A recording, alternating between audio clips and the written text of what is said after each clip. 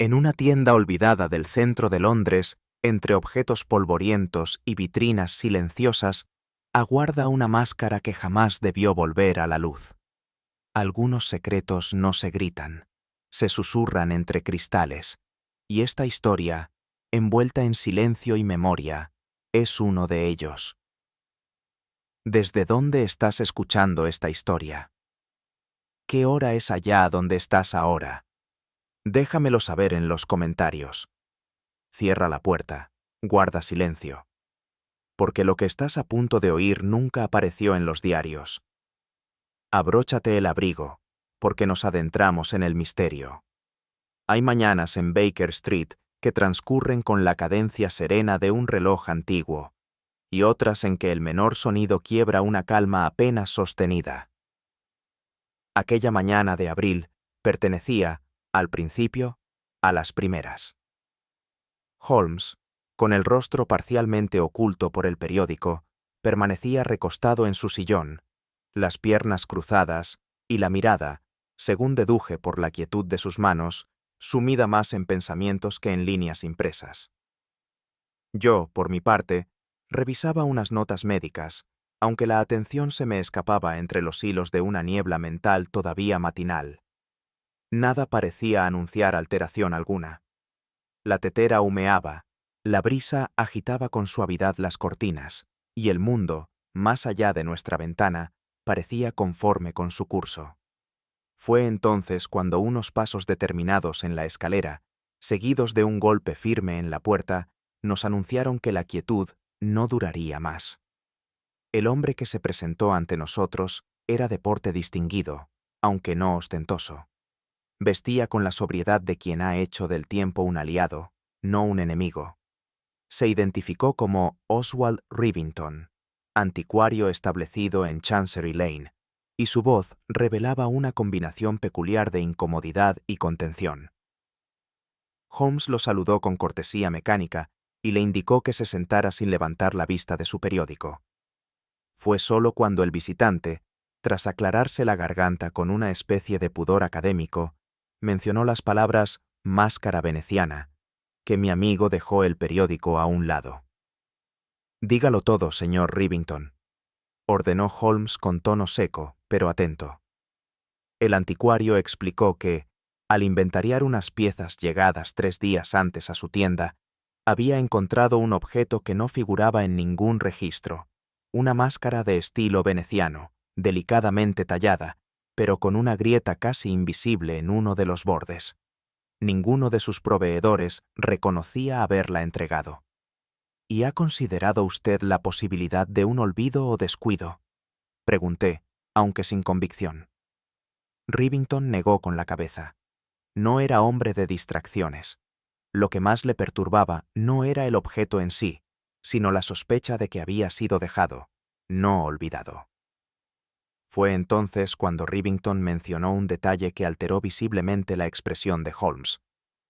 2 días antes del hallazgo, una mujer había visitado su tienda. No era clienta habitual, ni parecía interesada en las antigüedades, sino en los libros. Pidió ver cualquier volumen relacionado con la historia veneciana, especialmente del siglo XVIII. Lo que más había llamado la atención del anticuario no fue su indumentaria, discreta, aunque elegante, sino su acento extranjero, una mezcla inusual de italiano y francés, modulada por un inglés cuidadoso, como aprendido por necesidad y no por cultura.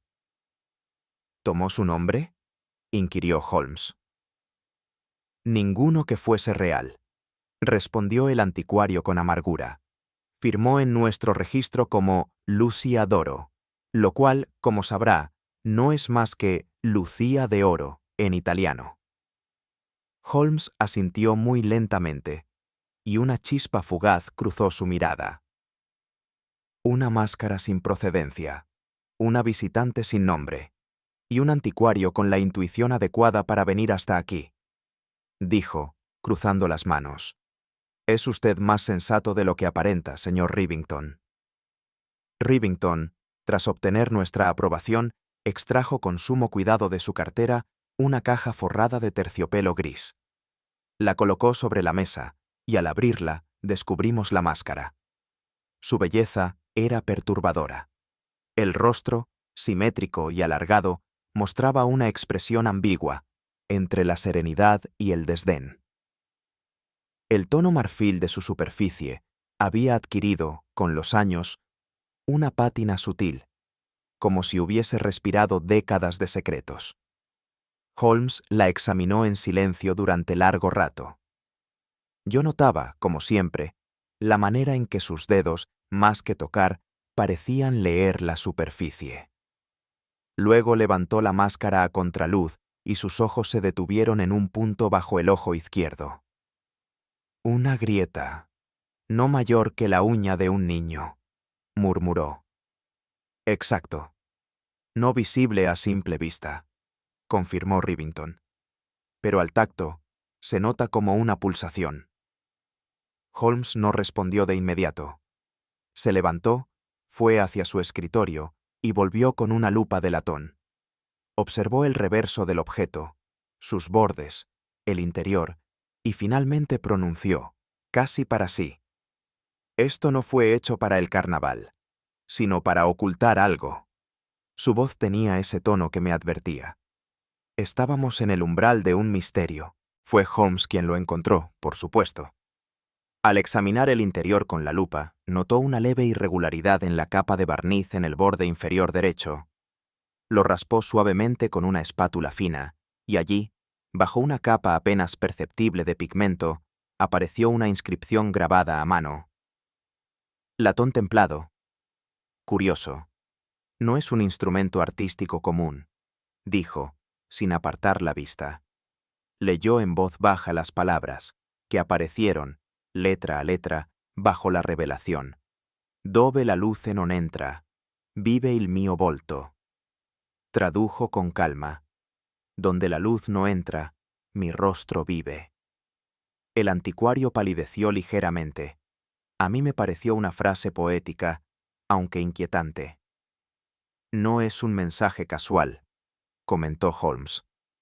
«Es, al mismo tiempo, una declaración y una advertencia. Y tal vez, una ubicación». ¿Una ubicación? O al menos una dirección simbólica, aclaró. Un lugar donde la luz no entra. Una celda, una cámara secreta. O algo más literal. Un teatro abandonado, un sótano, un recuerdo. El tono de Holmes era seco, pero su mirada había cambiado. Ya no era solo una máscara, era una llamada. Holmes permaneció un largo rato con la máscara entre las manos, como si esperase que ésta hablara. Luego la depositó con cuidado sobre la mesa y caminó hacia la ventana. Afuera, la ciudad seguía su curso gris y rugoso, indiferente a los secretos que en ese momento comenzaban a agitarse dentro de nuestro pequeño cuarto. «Watson», dijo al fin, sin volverse. «¿Conoces el Teatro Farnese?» «En Covent Garden, ¿no?» «No, ese es el moderno. Me refiero al Farnese original, cerrado hace más de 20 años tras un incendio parcial. Un espacio de sombras, donde la luz no entra». Me erguí en mi silla. Conocía ese tono en su voz. No había duda. «¿Cree que la máscara proviene de allí?» «Creo», respondió con serenidad, «que la máscara no es un objeto extraviado, sino una invitación cuidadosamente dirigida. Y si esa mujer existe, que lo hace, pronto sabremos qué rostro ha decidido esconder». Y sin mirar a Rivington, añadió: «Prepárese para regresar a su tienda, pero esta vez lleve un cuaderno limpio, y no olvide mirar quién entra, aunque no compre nada». 2 días después de nuestra primera conversación con el anticuario Rivington, regresamos a su tienda en Chancery Lane. La mañana era húmeda, y el gris del cielo parecía filtrarse por entre las vidrieras polvorientas del local. Holmes caminaba delante de mí con una determinación contenida, como si cada paso estuviera anticipando una certeza aún no formulada. Rivington nos recibió con la misma cortesía austera que lo caracterizaba. Sobre su mesa, la máscara esperaba, ya sin el velo de novedad que la envolvía en nuestra visita anterior, pero con una presencia aún más inquietante. Holmes no perdió tiempo. Pidió luz, una lupa más potente y un espacio tranquilo. Mientras el anticuario se retiraba discretamente, mi amigo colocó la máscara sobre un paño oscuro y la giró con precisión milimétrica, como si esperase que el objeto, en algún ángulo exacto, decidiera hablar. Aquel rostro inerte nos miraba desde el pasado, y en el silencio casi ritual de la tienda, uno sentía que algo, una memoria, una intención, un residuo, estaba a punto de aflorar. Fue en el reverso de la máscara, entre la base de la nariz y el contorno inferior, donde Holmes detuvo su examen. Con una pinza fina extrajo una partícula adherida al interior, una mota seca, color ocre. La frotó entre los dedos y luego la olió con discreción. «Arcilla de grano fino», murmuró. «No inglesa. Demasiado limpia, demasiado uniforme». Yo me incliné ligeramente, intrigado. ¿Podría haber permanecido allí desde su fabricación? Holmes negó con un gesto breve. «Es fresca, ligada con algo aceitoso, posiblemente cera teatral, lo que sugiere no solo manipulación reciente, sino uso o simulacro de uso». Dejó la pinza a un lado y cruzó las manos sobre la mesa. Si alguien introdujo esta máscara en la tienda sin ser visto, probablemente lo hizo sin tocar otras superficies. Pero no contaba con que este tipo de arcilla, quizá utilizada para fijar el objeto en una escena, dejaría una huella. Sus ojos se posaron un instante sobre la ventana, como si calcularan el rumbo de una sombra ya lejana. Yo, por mi parte, empecé a comprender que aquella mujer no había desaparecido. Había dejado señales, deliberadamente o no. Rivington, al volver con una pequeña bandeja de café, confirmó un detalle que Holmes pareció ya anticipar. La mujer, la tal Lucia Doro, había entrado justo antes del cierre, en un momento de tránsito mínimo, y preguntó por libros antiguos sobre Venecia. Pero más allá de sus palabras, fue su presencia la que marcó. Tenía un rostro que parecía no pertenecer del todo a esta época, dijo el anticuario, y una forma de mirar, como si nada fuera bastante real. Holmes se mostró atento. ¿Diría usted que buscaba algo específico o simplemente deseaba ser vista? Rivington dudó. No sabría decir, pero parecía que esperaba que la viéramos, sin que pudiéramos retenerla. Aquella formulación, extrañamente precisa, no pasó desapercibida. Holmes asintió lentamente. Entonces no solo dejó la máscara, concluyó, dejó también una impresión. Eso es aún más revelador. Guiado por un impulso que apenas comprendí en el momento, Holmes me condujo hasta un pequeño café a 2 calles de la tienda. El lugar no tenía nada de singular. Mesas de mármol algo astilladas, sillas desparejas y un aroma a café robusto y mantequilla vieja que se impregnaba en la ropa. Pero bastó que preguntara discretamente por una mujer extranjera, elegante y de acento indefinido, para que el camarero se interesara de inmediato. ¿La del broche?, preguntó, bajando la voz como si recordara algo no del todo ordinario. El broche, dijo, era ovalado, de fondo oscuro, con una escena en miniatura de lo que parecía un carnaval o un baile de máscaras. Lo llevaba al centro del cuello, como quien impone una firma silenciosa. Recordaba también su voz, suave, pero con la entonación de quien ha tenido que aprender a modularse para pasar inadvertida. No pidió nada. Solo se sentó junto a la ventana, observó la calle durante unos minutos y luego se marchó. Holmes lo miró en silencio un momento y luego dejó una moneda sobre el mostrador. A veces, dijo al salir, el acto más breve es el más calculado. Mientras Holmes permanecía en la acera, absorto en sus pensamientos, yo me permití observar nuevamente el interior del café. Había algo en aquel lugar que me inquietaba, y no sabía con certeza si se debía a lo que se había dicho, o a lo que no. La mesa junto a la ventana, donde supuestamente se sentó la mujer, seguía allí, idéntica, y sin embargo parecía diferente. Me resultaba extraño, incluso incómodo, cómo un objeto ordinario podía adquirir una carga casi espectral después de ser mencionado en una historia aún sin resolver. Había algo en el modo en que el camarero evitaba mirar directamente la silla vacía, algo en la disposición de las tazas no utilizadas. Sentí que la joven, aunque ausente, seguía impregnando el aire, como un perfume del que nadie habla pero todos recuerdan. Y comprendí entonces que algunos misterios no requieren ser vistos, sino intuidos. Aquella mujer no solo había pasado por allí, había dejado un eco, y el eco, a veces, es más elocuente que la voz. De vuelta en la tienda, Holmes pidió a Rivington que revisara el registro de visitantes. Allí, en una caligrafía pausada y ornamentada, aparecía el nombre, Lucía Doro.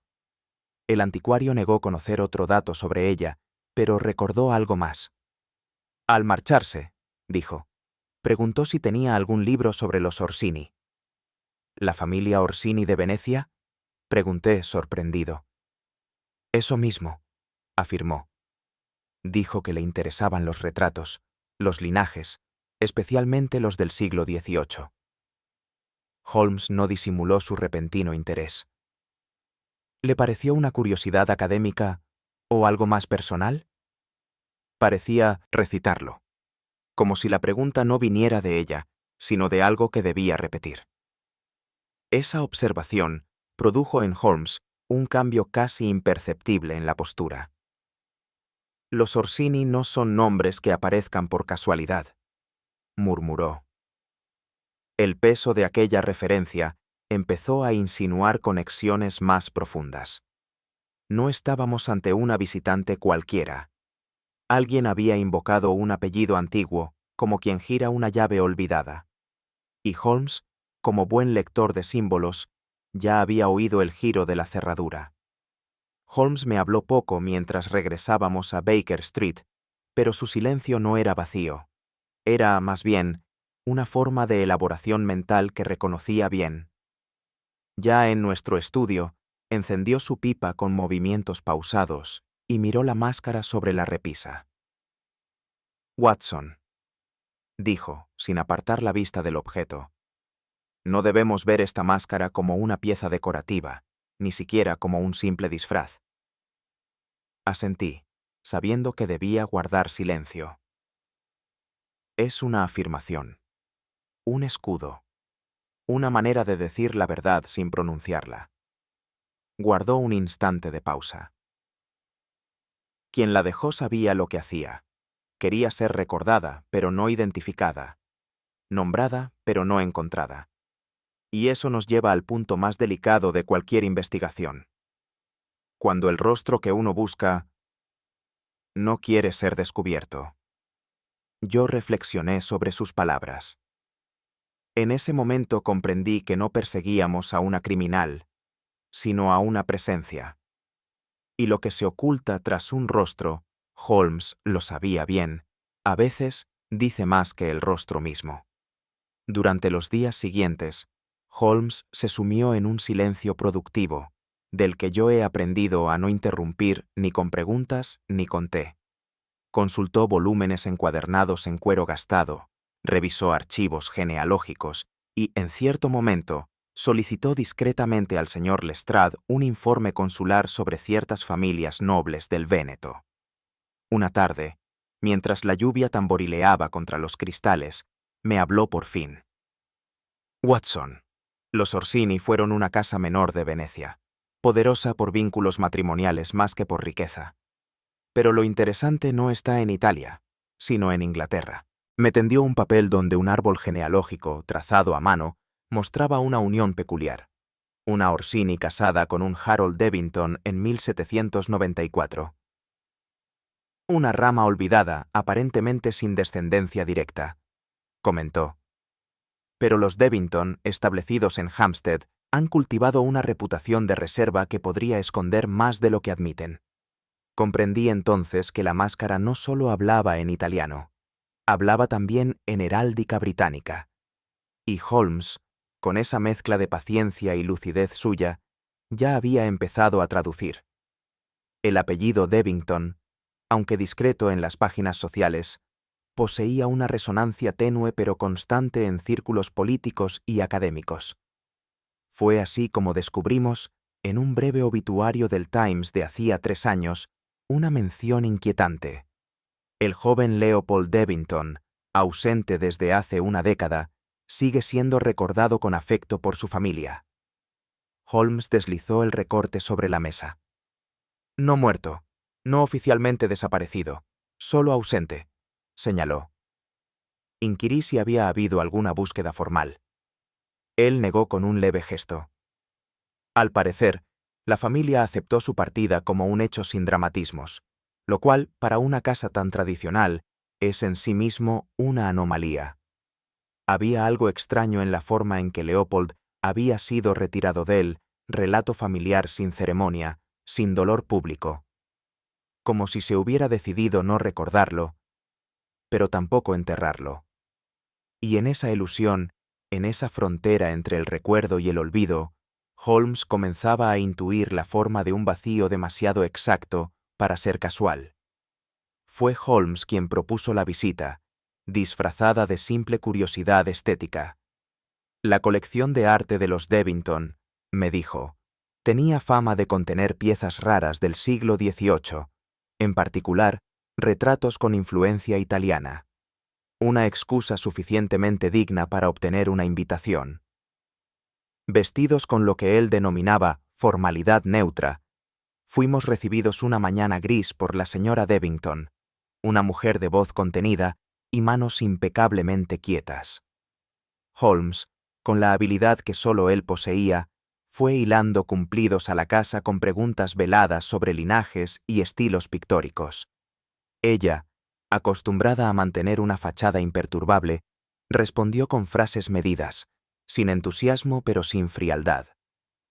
Pronto se nos permitió recorrer la galería del ala oeste, una sucesión de retratos y escenas mitológicas que parecían observarnos con el cansancio propio del tiempo. Holmes no tomaba notas, pero yo sabía que registraba cada marco, cada firma, cada expresión. Lo seguí en silencio, preguntándome si realmente veníamos en busca de arte, o de una sombra pintada entre las molduras doradas del pasado. La Galería Devington, albergada en una sala de techo alto y luz filtrada por cortinas pesadas, exudaba una solemnidad silenciosa, como si el arte allí reunido hubiese pactado guardar secretos con sus dueños. Caminábamos lentamente, deteniéndonos ante retratos cuyos ojos parecían hablar más que las bocas que jamás se abrirían. Uno de los lienzos, sin cartel identificatorio, llamó particularmente la atención de Holmes. Representaba una escena de baile nocturno en un salón barroco, repleto de figuras enmascaradas. En primer plano, una mujer de espaldas, ataviada con un vestido de tonos oscuros y una máscara pálida que, aun sin mostrar el rostro completo, se asemejaba inquietantemente a la que teníamos en Baker Street. Holmes observó la tela en silencio. Luego se inclinó con una delicadeza casi reverente. «Mire el barniz», susurró. «Retoques recientes. Esta pintura ha sido manipulada». Me acerqué, y aunque mi ojo no es tan perspicaz como el suyo, noté una textura discontinua cerca del centro de la composición. Algo había sido cubierto, o borrado. Lo que fuera que ese cuadro mostraba originalmente, ya no estaba allí. Pero su ausencia hablaba. Holmes solicitó amablemente a la señora Devington información sobre la obra. Ella pareció incomodarse apenas, pero respondió con una sonrisa ensayada. «Es una copia veneciana sin autor conocido. Siempre ha estado en la familia. Nada especial, me temo». Pero mientras ella hablaba, mis ojos volvieron al cuadro. Bajo ciertos ángulos se percibía una leve alteración cromática, como si un rostro, en otro tiempo visible, hubiera sido cubierto por una capa más reciente de pintura. No era una restauración profesional, era una ocultación. Holmes no insistió, pero yo noté cómo su mirada se endurecía. Al salir de la galería, comentó en voz baja: «Cuando alguien elimina un rostro de un retrato familiar, Watson, no está borrando una figura, está suprimiendo una memoria». Y añadió, tras una pausa: «O bien el rostro ya no debía ser visto, o nunca debió haber estado allí. Ambas hipótesis son igual de reveladoras». La imagen de la mujer enmascarada, ya presente en la máscara real y ahora replicada en óleo, se volvía más perturbadora cuanto más tratábamos de entenderla. Aquella noche, en el silencio apacible de nuestro salón, Holmes retomó el análisis con la calma de quien desarma una maquinaria delicada. Supongamos, Watson, que Leopold Devington no desapareció por voluntad propia. Supongamos que fue apartado por razones de honor o de vergüenza. Asentí lentamente. «Y si tuvo una hija», continuó, «una hija nacida fuera del matrimonio, fruto de una relación que no podía ser reconocida, ¿dónde la situaría la tradición? ¿En el linaje o en la sombra?». Comprendí hacia dónde se dirigía. «La joven del broche, entonces, no es una figura incidental», concluyó. «Es la encarnación de un reclamo. No exige riqueza. Exige memoria. Exige rostro». La máscara, en este contexto, no era solo un símbolo de ocultación, sino también de desafío. Una manera de entrar sin ser admitida, de mirar sin ser reconocida. Holmes lo dijo con más claridad aún. Si la joven dejó la máscara en la tienda de Rivington, lo hizo como se deja una carta no firmada en una herencia disputada, no para que se lea, sino para que se entienda. Y allí, entre sombras y árboles genealógicos truncos, empezamos a vislumbrar un motivo tan humano como devastador: el deseo de ser vista. Nunca deja de sorprenderme la particular reverencia con la que Holmes aborda ciertos espacios, y entre ellos, ninguna habitación parece inspirarle mayor concentración que una biblioteca pública. En la de South Kensington, bajo el rumor tenue de páginas vueltas y pasos amortiguados, Holmes hojeaba un volumen con la paciencia de quien busca no información, sino revelación. Habíamos traído con nosotros la máscara, envuelta cuidadosamente. Mientras yo recorría sin mayor rumbo una sección dedicada al arte italiano, mi amigo, apoyado sobre un atril de consulta, desplegó unos folios donde había copiado, con su letra pequeña y angulosa, la inscripción hallada bajo la capa interior del objeto. «Watson», dijo en voz baja, sin levantar la mirada, «observe la construcción gramatical. No es una metáfora vaga, es una referencia estructurada. Donde la luz no entra, mi rostro vive». No era una línea poética, era una localización envuelta en símbolo. Holmes cerró el libro con suavidad. «Es un mensaje cifrado, sí, pero no para ocultar una acción. Es una llave para abrir un recuerdo. Yo no lo comprendí del todo en ese momento, pero ya sentía que algo, muy antiguo y muy personal, estaba a punto de emerger». Holmes había repetido esa frase 3 veces en el trayecto de regreso a Baker Street, no en voz alta, sino casi como un murmullo rítmico, como si al hacerlo fuera afinando una brújula mental. «La luz no entra», reflexionó mientras se servía una taza de té. «No porque no exista, sino porque algo la detiene». Yo intenté aportar alguna conjetura. ¿Una cripta? ¿Un archivo cerrado? ¿Una celda subterránea? Holmes negó con una lentitud que desarmaba toda prisa. «Más que un lugar físico, es una estructura olvidada por la memoria colectiva. Pero no lo suficiente como para dejar de existir».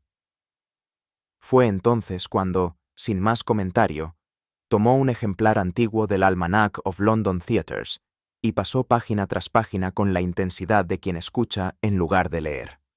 «Aquí», dijo al fin, marcando una anotación con su dedo largo y firme. «Teatro Farnese, clausurado en 1871 tras incendio parcial. Acceso restringido, jamás restaurado. Lo dijo sin énfasis, pero con una certeza que no dejaba lugar a réplica. ¿Donde la luz no entra, Watson?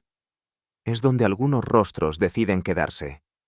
El Teatro Farnese, cuando lo vi por primera vez, me pareció una reliquia abandonada por un tiempo que prefería olvidar. Oculto tras una verja corroída y protegido por una hilera de casas en decadencia, el edificio parecía sobrevivir no por su solidez, sino por el olvido. Holmes había obtenido, no sin dificultad, un permiso discreto para examinar el lugar.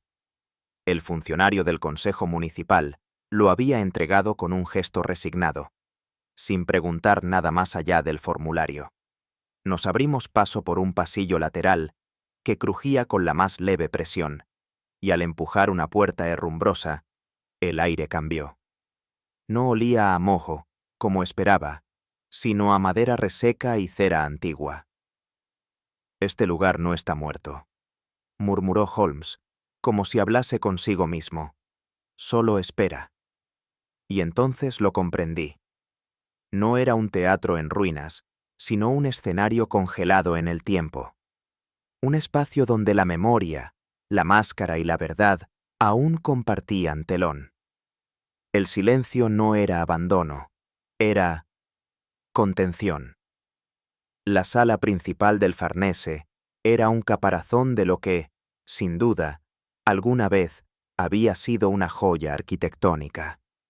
Los balcones superiores, ahora ennegrecidos, parecían susurrar conversaciones extinguidas. Bajo nuestros pasos, la madera del escenario crujía como si no quisiera despertar.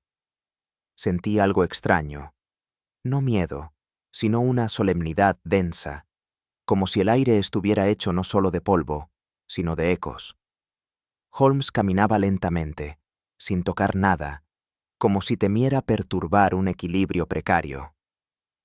Yo, por mi parte, percibía una extraña belleza en la decadencia, esa forma en que los lugares abandonados conservan lo esencial, lo que fueron y lo que nadie les permitió seguir siendo.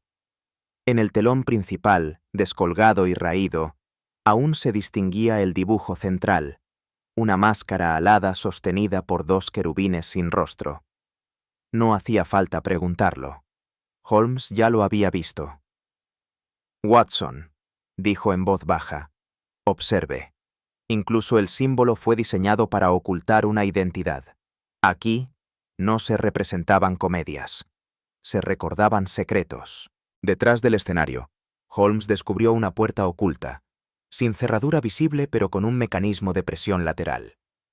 Lo activó con la precisión de un violinista afinando una cuerda, y la puerta cedió con un leve chasquido seco. El espacio al que accedimos era reducido, de techo bajo, como un camerino abandonado. Pero el polvo, que cubría cada rincón del teatro, parecía haber respetado este lugar. Había menos, mucho menos. Sobre una mesa de madera astillada reposaban papeles quemados por los bordes, algunos ilegibles, otros aún distinguibles, horarios de ensayo, listas de utilería, nombres de actores. Pero entre ellos, Holmes extrajo con dedos lentos un pedazo de tela plegada. Lo desenrolló sin prisa. Era un vestido veneciano. Antiguo, pero no desgastado. Más que usado, preservado. No fue olvidado, dijo Holmes. Fue escondido. Y en esa frase cabía toda la implicación. Alguien había querido que ese vestigio perdurara, más allá del incendio, más allá del tiempo, más allá de la verdad misma. Fue Holmes quien notó las marcas en el suelo, apenas visibles entre las partículas de polvo acumulado. No eran pasos torpes ni casuales. Eran huellas ordenadas, dirigidas, como de alguien que había entrado sabiendo qué buscaba y qué debía evitar. Se agachó con cuidado, tocó el borde de una tabla y levantó un fragmento. Debajo, el polvo era más grueso, intacto. Pero sobre el resto del piso, en dirección al espejo lateral, fracturado en su esquina inferior, Se distinguían 3 pisadas finas, como de zapato de mujer. «Hace no más de una semana», dijo Holmes, tras aspirar suavemente el aire.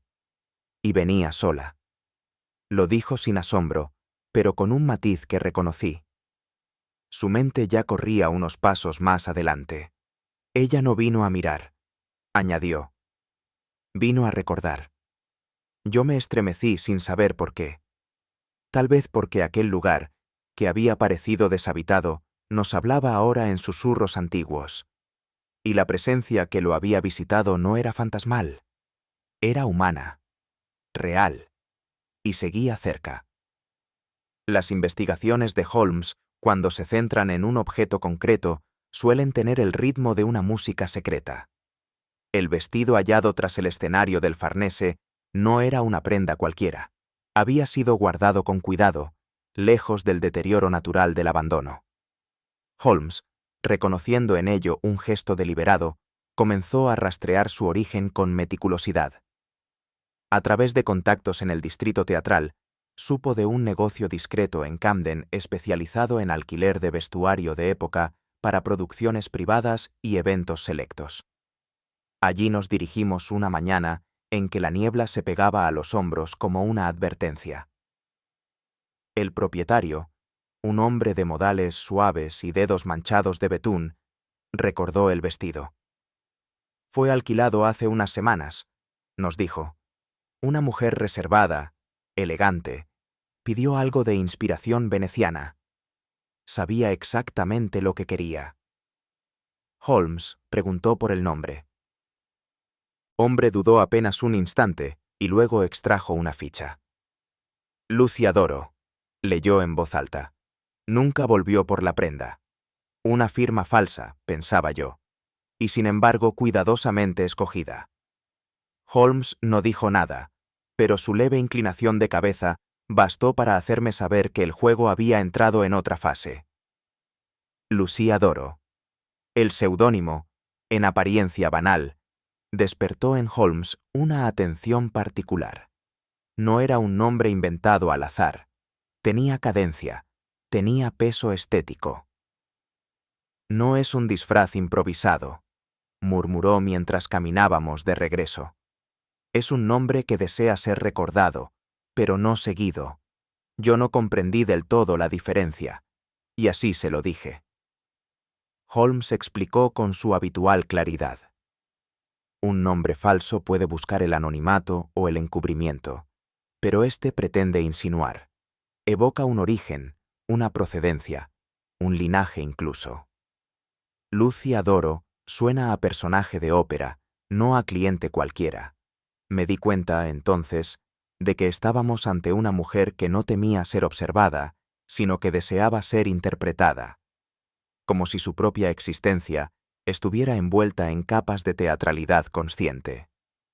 Holmes, con ese modo suyo de juntar observaciones, como quien ensambla relojería, ya intuía que no era solo un nombre lo que nos enfrentaba, sino un papel cuidadosamente ensayado, y detrás del papel, una historia no menos real por estar representada. La conversación con el dueño del local nos dejó un último detalle, quizás el más humano de todos.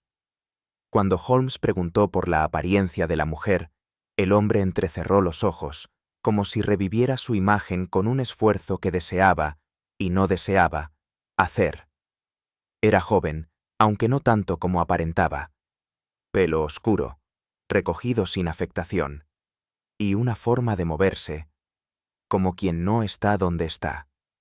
¿Algún rasgo distintivo?, insistió Holmes.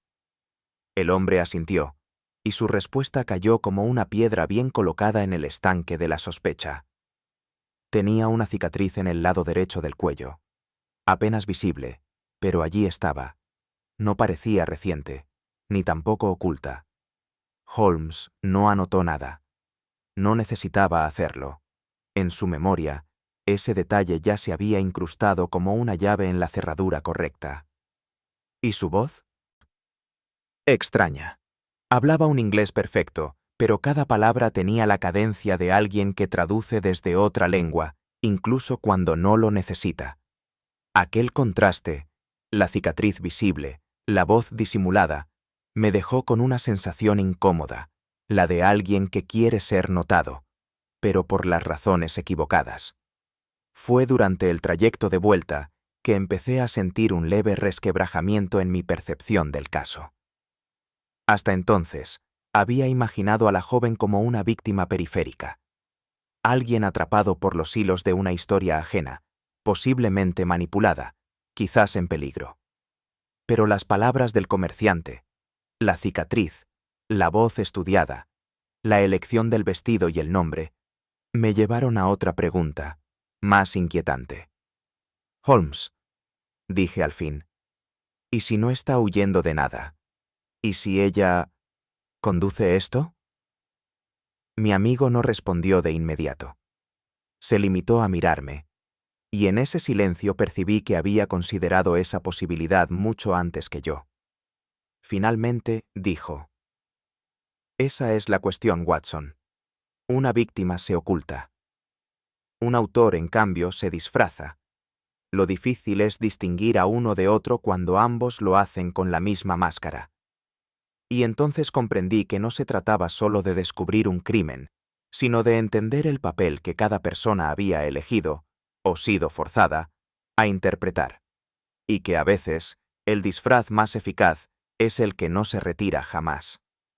Aquella noche, en el silencio de Baker Street, Holmes expuso su teoría con esa mezcla de frialdad y lucidez que a menudo precedía a sus revelaciones más inquietantes. Se levantó, caminó hasta la repisa donde reposaba la máscara y la sostuvo unos segundos antes de hablar.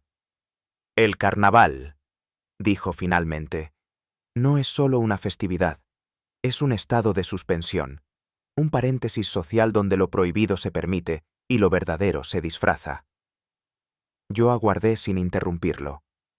Londres, en este contexto, no es el escenario principal, sino el telón, el teatro farnese, el vestido, la máscara, el seudónimo, son símbolos ensamblados con una lógica interna.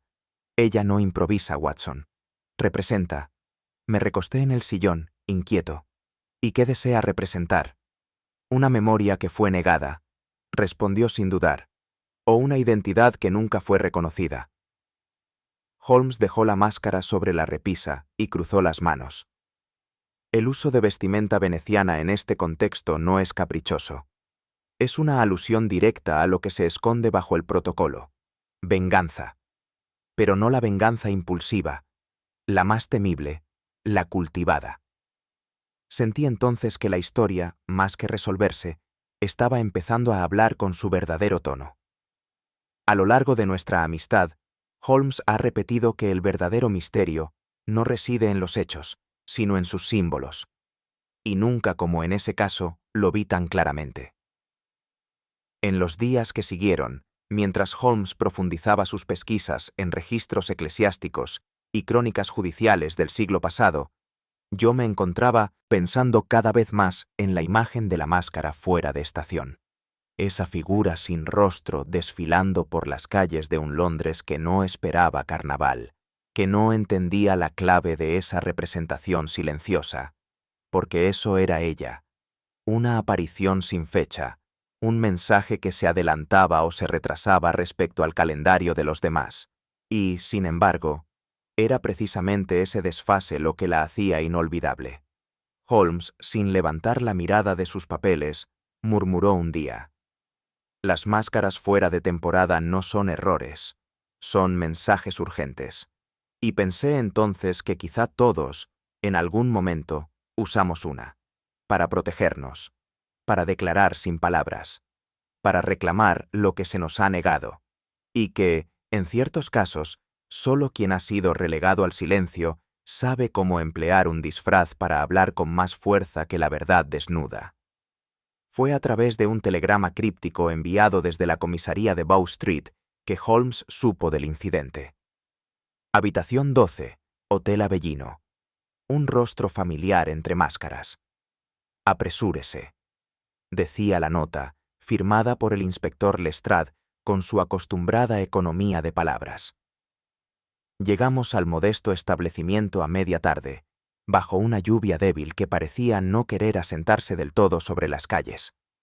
El Avellino, escondido entre dos cafés italianos y una sastrería polvorienta, era más pensión que hotel, con una fachada desgastada que hablaba de huéspedes discretos y recepcionistas sin preguntas. Nos recibió un portero que bajaba la voz, como si la muerte pudiera oírlo. Nos condujo por un pasillo estrecho hasta la habitación señalada. Allí, la atmósfera había cambiado. Un silencio espeso flotaba entre los muebles humildes, interrumpido apenas por una tos apagada y un aroma tenue a anís, y a otra cosa. Más metálica, más amarga. Holmes me dirigió una mirada que no requería palabras. Lo que íbamos a encontrar no era un cadáver, sino una historia que agonizaba. Lo encontramos recostado en la cama, con el torso cubierto por una manta áspera y la mirada anclada en algún punto más allá de los muros. Era un hombre de edad incierta, con un rostro anguloso y unos labios resecos que apenas podían articular palabras. Pero lo que más me perturbó no fue su estado físico, sino el objeto que aferraba con una mano rígida, una máscara, veneciana, de contorno alargado y expresión neutra, casi idéntica a la hallada por Holmes semanas antes. Holmes se agachó sin tocar nada. Observó al hombre durante largos segundos y luego me indicó que me acercara. Envenenamiento por digital, susurré tras examinarlo. Dosis calculada, no para matar de inmediato, sino para impedir hablar con claridad. El hombre giró la cabeza con esfuerzo. Sus ojos se posaron brevemente sobre Holmes, y en ese breve cruce se estableció un reconocimiento que no provenía del rostro, sino de lo que ambos representaban. Uno, el guardián de un secreto, el otro, su lector. La máscara cayó suavemente al suelo, como si ya no hiciera falta, y el hombre intentó hablar. Holmes no lo interrumpió, solo escuchó, con la paciencia de quien sabe que incluso un susurro puede ser una llave. Fue Lestrade, con su tono pragmático, quien nos entregó la identidad del moribundo tras consultar unos documentos en recepción. Gaspare Maldi, dijo. Italiano. Grabador. Al parecer bien conocido en ciertos círculos artísticos por sus ilustraciones venecianas, y por una extraña fijación con el carnaval. Holmes no mostró sorpresa. Se limitó a asentir lentamente. Maldi trabajó para los Orsini durante los años finales de su decadencia, comentó. Produjo una serie limitada de grabados con escenas de máscaras y bailes, muchos de los cuales fueron retirados de circulación tras un escándalo familiar. Yo recordaba vagamente haber visto uno de esos grabados, reproducido en un libro de arte. Figuras anónimas en salones sombríos, siempre un rostro cubierto, siempre una expresión de ausencia. Y ahora, dije, él muere con una máscara en la mano. No la sostenía, corrigió Holmes con suavidad. La protegía. Fue una corrección menor, y sin embargo, cargada de implicación. Porque proteger implica saber lo que se arriesga. Y Maldi, a esas alturas, debía saber que lo que protegía no era papel, ni arte, sino una memoria incómoda. La voz de Maldi apenas era un hilo quebrado entre respiraciones. Me arrodillé junto a él y le acerqué un pañuelo húmedo a los labios, mientras Holmes se inclinaba con gravedad, sin emoción visible. La hija, murmuró Maldi con esfuerzo. No lo sabe, pero él sí.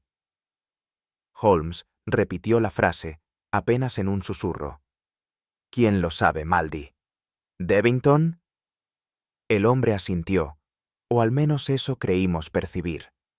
Luego una sombra pasó por su rostro, una mezcla de resignación y culpa. Trató de articular más, pero ya no podía. Su cuerpo había entrado en esa fase inconfundible en la que la vida comienza a cerrarse sin dramatismo, como un libro que se termina en silencio. Dejó algo más, dijo el inspector, señalando una cajita de madera sobre la cómoda. No está claro si pensaba enviarla o guardarla. Holmes la examinó sin abrirla. No aún. Sabía, como yo, que el momento requería otra cosa. Respeto. Y que a veces, la muerte no calla. Solo elige qué dejar dicho. Y qué confiar al vacío. Mientras Lestrade disponía el traslado del cuerpo, Holmes me llamó en voz baja. En su mano sostenía un anillo de sello, hallado junto a la cajita de madera. Lo giró bajo la tenue luz del gas, revelando una inscripción grabada en latín. Fides et umbras. Fe y sombras. Heráldica antigua, dijo. No lo he visto antes, pero la simbología es clara. Un linaje que se justifica a sí mismo y se protege con silencios. Me incliné para observarlo más de cerca. El escudo no correspondía a ningún registro nobiliario inglés, pero la calidad de su factura era indiscutible. No era un adorno, era una pertenencia, una marca. ¿Cree que pertenece a los Devington? Creo que proviene de una rama que los Devington han querido olvidar, respondió. Y que Maldi lo llevaba no por vanidad, sino por vínculo. Guardó el anillo con delicadeza, como quien reconoce en el metal no solo un símbolo, sino una evidencia contenida. Y en ese gesto, silencioso pero firme, supe que Holmes ya no buscaba pistas. Buscaba sentido. Y lo había encontrado en una joya que hablaba de fidelidad y de sombra. De regreso en Baker Street, mientras la noche londinense descendía con su acostumbrada bruma, yo me esforzaba por reunir las piezas. La máscara, el vestido, el teatro, el veneno, el anillo. Todo parecía encajar y al mismo tiempo escapar por entre los dedos. Holmes, sin embargo, no parecía perplejo.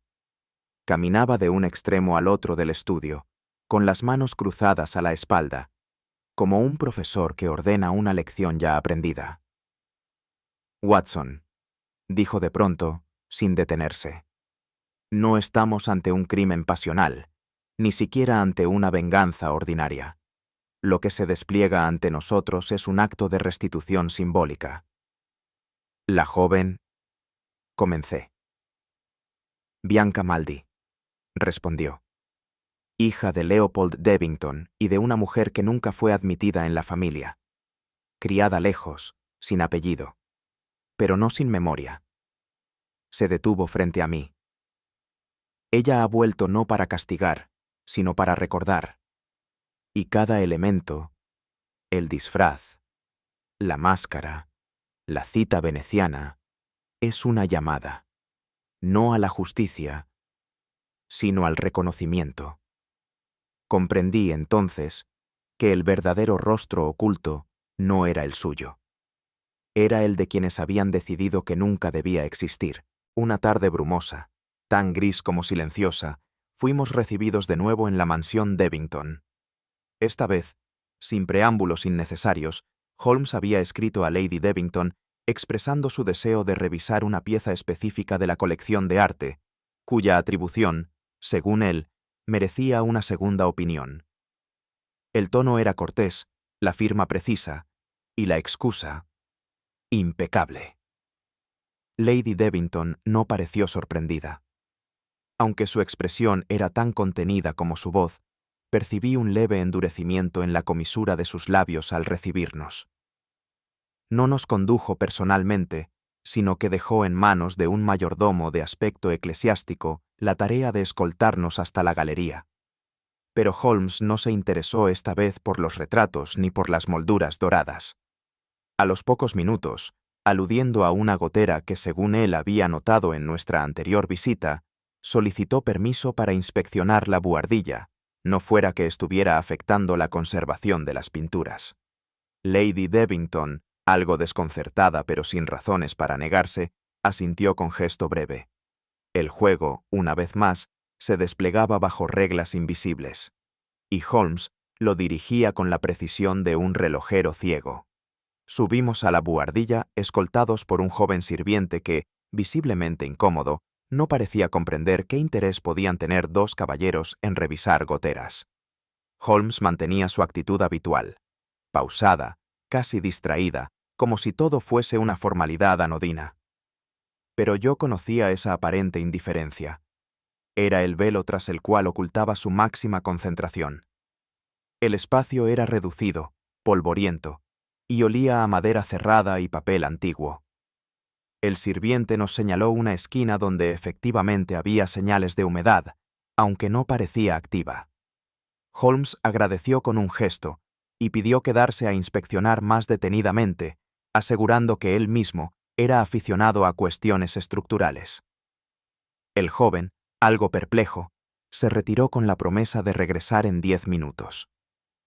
Tan pronto como quedamos solos, Holmes comenzó a recorrer la estancia con pasos breves y ojos escrutadores. No buscaba humedad, por supuesto.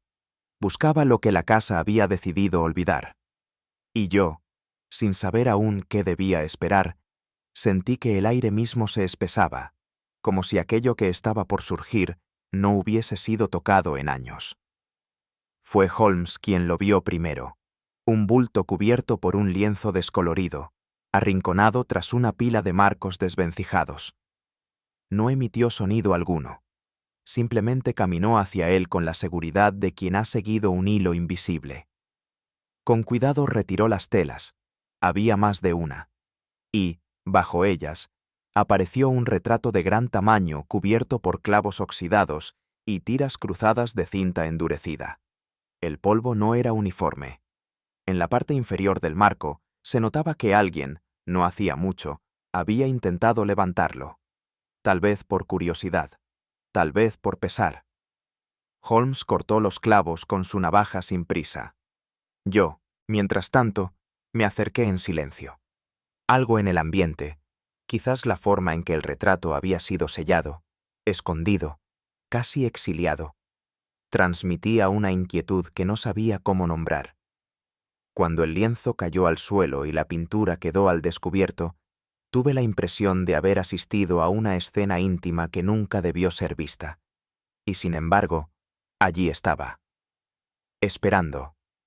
La pintura, aunque erosionada por el tiempo y el abandono, conservaba una fuerza perturbadora. Mostraba a una joven de pie, vestida con un atuendo teatral veneciano, sosteniendo en su mano derecha una máscara idéntica en su forma, en su grieta minúscula, en su expresión ambigua, a la que Holmes había examinado semanas atrás. La similitud era tan precisa que sentí un escalofrío. No podía ser una coincidencia. La joven del retrato tenía el rostro alzado con una mezcla de orgullo y melancolía, y aunque su identidad no se revelaba de forma explícita, algo en sus ojos, pintados con una delicadeza casi reverente, transmitía una conciencia profunda de su condición. Holmes no dijo nada. Observaba en silencio, como si el retrato le hablara en un idioma que solo él comprendía. Finalmente, sin apartar la vista, musitó. No es una musa, no es una actriz, es una hija. Y al pronunciar aquella palabra, sentí que el misterio cambiaba de dimensión. Ya no estábamos ante una conspiración artística ni una simple omisión genealógica. Estábamos ante una vida arrancada del árbol familiar y colocada bajo pintura. Holmes, aún de pie frente al retrato, parecía haberse sumido en una contemplación severa. Yo permanecía junto a él, en silencio. De pronto, habló con voz baja, no para explicarme, sino para confirmar lo que ya sabía. Es hija de Leopold, dijo. No tengo duda alguna. Lo miré con incredulidad. ¿Cómo lo sabe? Porque ese rostro no es anónimo. Tiene los pómulos de los Devington. Y esa máscara no fue una elección del artista. Fue una imposición de la familia. Pintar sin rostro es el gesto de quien acepta una existencia, pero la niega a la vez. Recordé entonces la desaparición de Leopold, su exilio nunca explicado, y comprendí que esa joven, cuya imagen había sido relegada al polvo de la buhardilla, era una prueba demasiado elocuente. La madre... musité. Probablemente una bailarina. Italiana.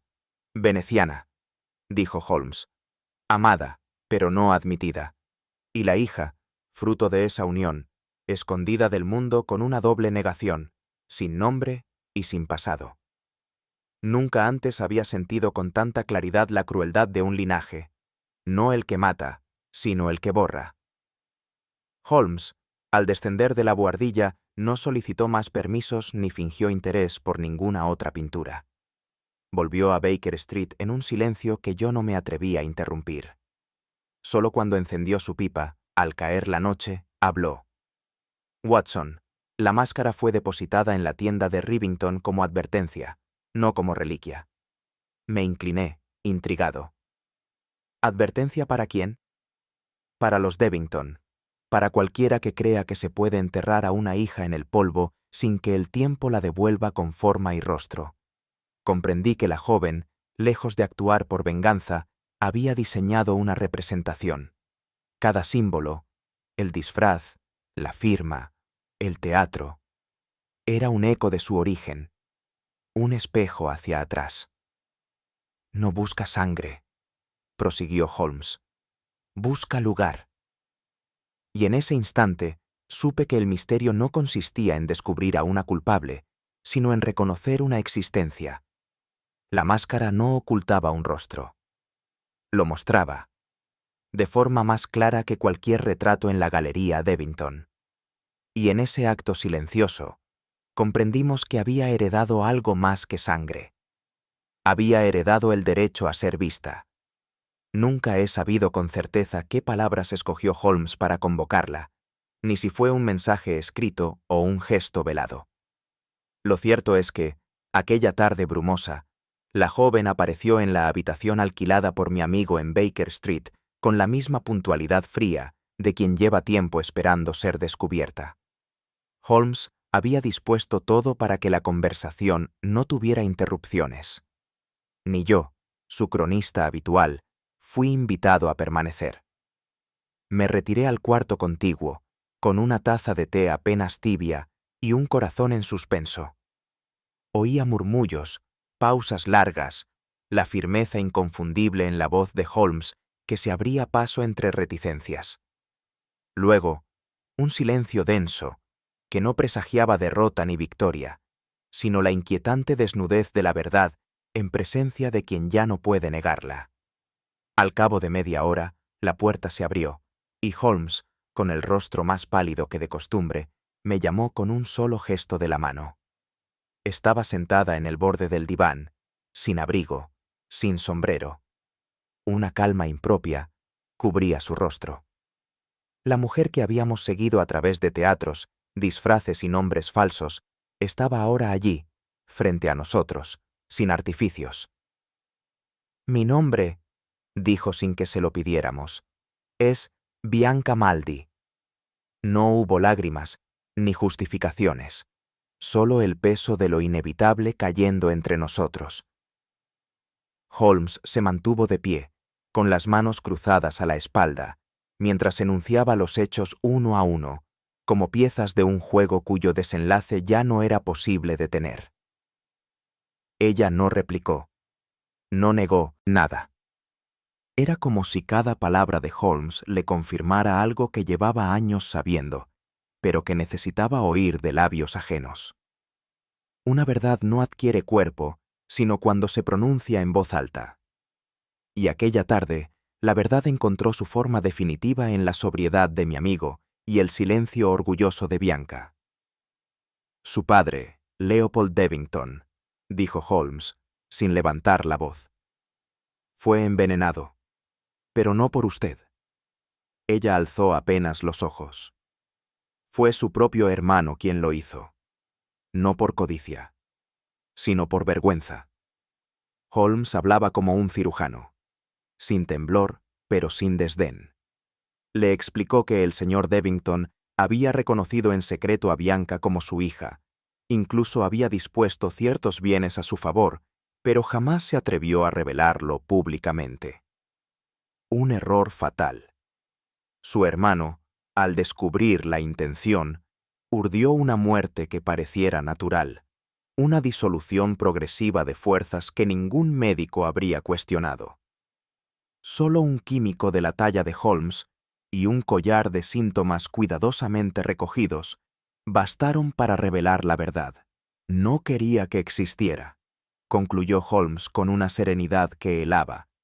Y sin embargo, aquí está. Bianca no se movió. El crimen había sido cometido antes de que ella pudiera siquiera imaginarlo. Lo único que podía heredar de su padre era el vacío dejado por su ausencia. La joven entrelazó las manos sobre el regazo. Por un instante, pensé que iba a negar lo que se avecinaba. Pero habló. No vine por venganza, no por odio. Su voz tenía el timbre cansado de quien ha luchado demasiado tiempo contra un muro que no cede. Solo quise que alguien mirara mi rostro y supiera de dónde vengo.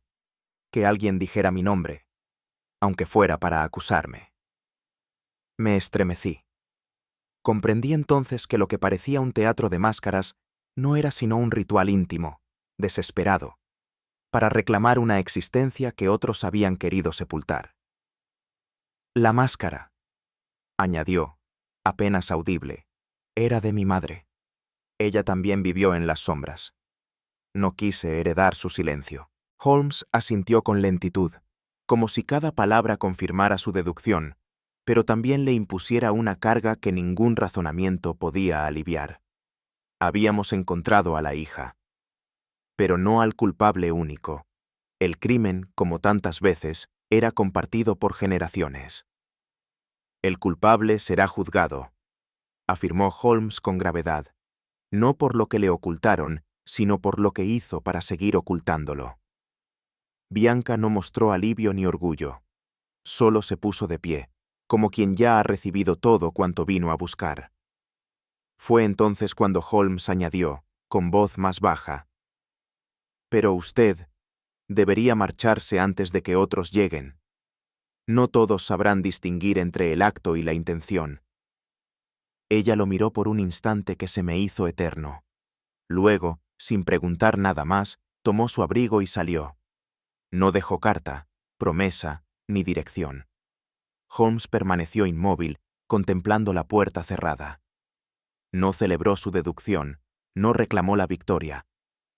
Lo que acababa de suceder no era un triunfo del intelecto, sino un pacto tácito con la fragilidad humana. En aquel despacho silencioso, comprendí que mi amigo no siempre buscaba culpables. A veces, simplemente protegía la verdad de sí misma. He visto a Holmes enfrentarse a asesinos brillantes, a enredos imposibles, a juegos de espejos que habrían derrotado a cualquier otro hombre. Pero rara vez lo vi tan callado como esa noche. Caminamos de regreso bajo la llovizna tenue de Londres. No intercambiamos palabra hasta que ya junto al fuego me atreví a hablar. ¿Y si la ley no lo comprende, Holmes? ¿Y si castigan a quien solo quiso existir? Él no respondió de inmediato. Luego dijo, con la mirada fija en la brasa, «La ley juzga actos. La justicia, a veces, exige silencio». Me quedé pensativo. Comprendí que para Holmes, aquel caso no se había resuelto en el salón de una mansión ni en el hallazgo de una pista. Se había resuelto en la grieta invisible entre lo legal y lo justo. Y en esa grieta, Holmes no era juez ni verdugo. Era, simplemente, un hombre que había decidido no condenar a quien solo pedía ser vista. Lestrade observaba en silencio. Sobre la mesa del salón de Baker Street yacían los objetos que Holmes había dispuesto con meticulosa exactitud. Una serie de cartas amarillentas, un frasquito de vidrio opaco con restos blanquecinos en el fondo y un pañuelo bordado con iniciales femeninas. «He aquí la clave del asesinato de Leopold Devington», anunció Holmes con voz baja, sin teatralidad.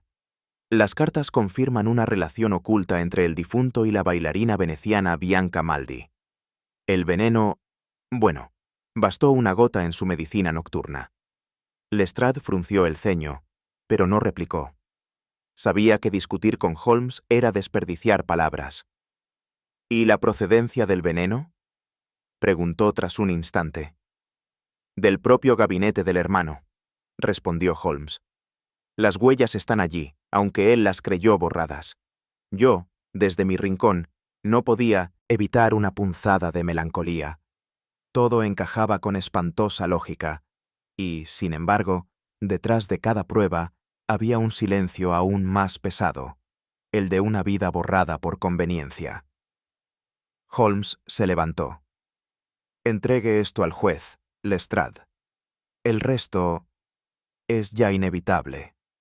Las primeras noticias aparecieron discretamente en los diarios de sociedad.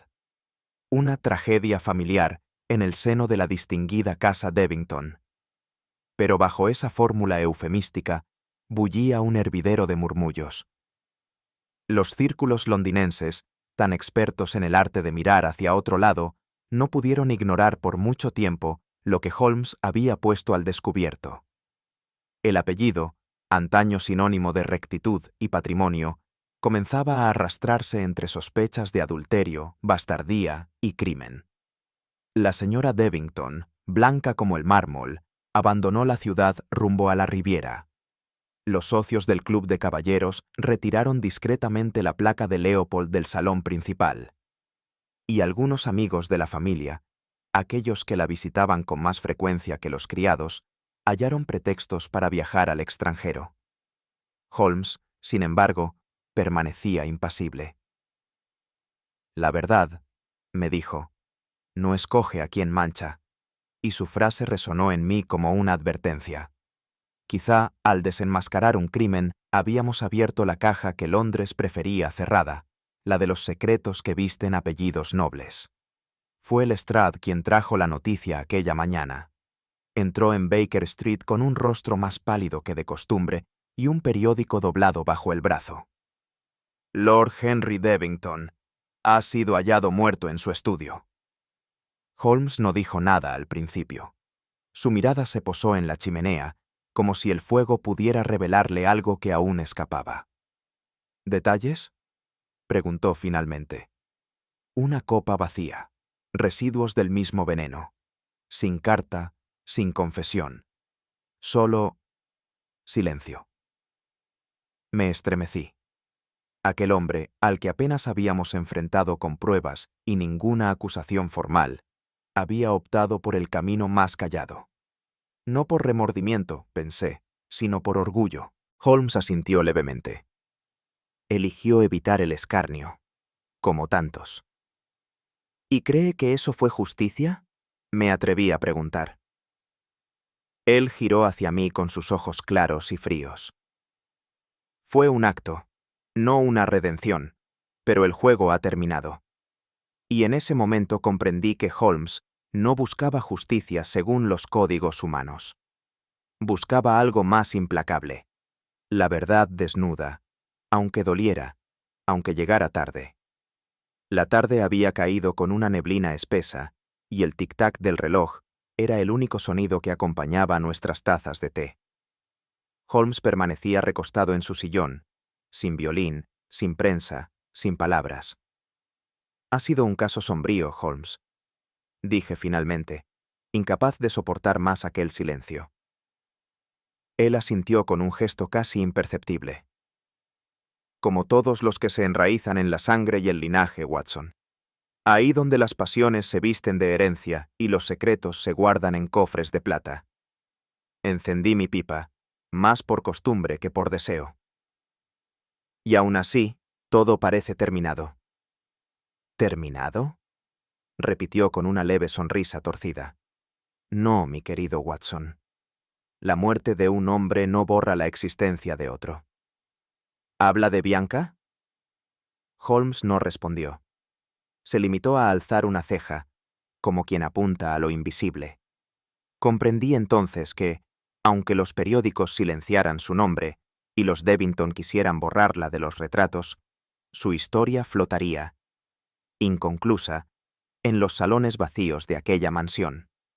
Y también en la memoria de Holmes. ¿Cree usted que se ha marchado lejos?, pregunté, sin mirar a Holmes, mientras la bruma se deslizaba por los cristales. No tengo razones para pensar lo contrario, respondió, con tono neutro. ¿Y no teme por ella? Después de todo, La ley podría buscarla. Holmes entrecerró los ojos, como si meditara no la pregunta, sino su pertinencia. La ley, dijo al fin, no está diseñada para comprender lo invisible. Solo castiga lo evidente. Y ella fue una sombra durante toda su vida. Guardé silencio. En mi interior se agitaba una inquietud más honda. ¿Qué destino espera a una mujer que nace fuera del nombre, que crece fuera de la historia y que se atreve a dejar un signo de existencia? Me pregunto, musité, si ella misma deseaba ser encontrada o si todo fue apenas un gesto de memoria. Holmes no respondió. Su rostro se mantenía inmóvil, como una máscara que lo protegía del juicio. Pero vi en sus ojos, por un instante, una compasión apenas perceptible. Y supe que, a su manera, Holmes también pensaba en Bianca. La chimenea ardía suavemente cuando Holmes pronunció aquella frase. No fue una sentencia ni un juicio, más bien, un susurro. Algunas verdades, dijo, deben vivir tras una máscara. No porque sean mentira, sino porque el mundo no sabría mirarlas a los ojos. Me incliné hacia él. ¿Cree entonces que fue correcto dejarla ir? No se trata de corrección, Watson, sino de equilibrio. ¿Qué habría logrado la justicia humana? ¿Reparación? ¿Venganza? En cambio, ella obtuvo lo único que siempre le fue negado: ser vista. Me quedé callado. Pensé en la máscara veneciana, en su sonrisa quebrada, en la vitrina polvorienta donde dormía ahora su reflejo. A veces, continuó Holmes encendiendo su pipa, los actos más justos son aquellos que no quedan registrados en ningún tribunal. Miré el fuego.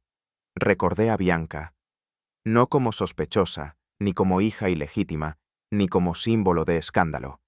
La recordé como una presencia que, durante un breve instante, exigió su sitio en la historia. Holmes se levantó con lentitud. Hay casos que no se resuelven con pruebas, sino con compasión, murmuró. Y en ese instante supe que aquel misterio, aunque resuelto, jamás sería olvidado.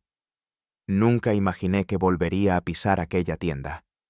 El escaparate polvoriento de Rivington, en apariencia tan anodino, había sido el umbral de un misterio que aún pesaba en mis pensamientos. Aquella mañana gris, impulsado más por una inquietud sorda que por una intención clara, empujé la puerta con cautela. El interior olía a madera vieja y barniz reciente. El propietario, un hombre taciturno de párpados caídos, apenas levantó la vista al verme. Le devolví el saludo con un gesto mínimo y avancé, guiado por la memoria. Allí, en el rincón donde antes dormían baratijas, descubrí algo que me detuvo el aliento. La máscara ya no reposaba sobre una bandeja de terciopelo ajado, sino que había sido colocada con delicadeza bajo una vitrina de cristal. Restaurada, limpia, intacta. Y sin embargo, no menos inquietante. El brillo de su esmalte disimulaba grietas antiguas, pero no podía borrar su expresión. La protegemos ahora, murmuró el dueño desde la penumbra. Alguien pagó por ello, sin dejar nombre. No pregunté más. Me quedé allí, inmóvil, ante aquel rostro mudo que parecía haber estado esperándome. Era una sonrisa apenas insinuada, apenas curva. Una línea tan fina que uno podía dudar de si estaba allí por accidente o por intención. Y sin embargo, bastaba mirarla un instante para sentir la certeza de que aquello no era una sonrisa cualquiera. La máscara, aún tras el cristal, parecía observarme. No con malicia, ni siquiera con ironía, sino con esa clase de ambigüedad que incomoda sin razones claras. Había en sus ojos sin fondo una suerte de desafío mudo, como si dijera, tú lo sabes, pero no puedes contarlo. Me incliné un poco, no para verla mejor, sino para ver si el ángulo del reflejo me liberaba de su influjo. Pero no. La sonrisa seguía allí, idéntica, resistente al tiempo y al juicio. Recordé entonces la frase de Holmes. Algunas verdades deben vivir tras una máscara. ¿Era esto lo que había querido mostrarme? ¿Una imagen que no cambia, precisamente porque contiene todas las posibles? Sentí un escalofrío leve, como si no estuviera solo en la tienda, como si esa sonrisa aún conservara el aliento de alguien que había existido sin dejar rastro, salvo aquel. En los casos que compartí con Holmes, aprendí que lo más revelador no siempre era lo que se decía, sino lo que quedaba en suspenso. Un gesto contenido, un silencio en el momento exacto, una mirada evitada. Con el tiempo, comencé a comprender que el misterio no reside únicamente en los hechos, sino en los márgenes del relato. Esa máscara, ahora expuesta con solemnidad, no era solo un objeto de porcelana fina. Era el compendio de todo aquello que no se nombró en voz alta, de los lazos que la sociedad no tolera, de las heridas que no encuentran bálsamo legal, de las decisiones que se toman en habitaciones sin testigos. Holmes, tan proclive a la lógica, también sabía callar. No por omisión, sino por pudor. Al salir de la tienda, comprendí que lo más duro no era enfrentar la verdad, sino respetar su silencio. Lo que callamos por lealtad, lo que evitamos por compasión, también forma parte del juicio.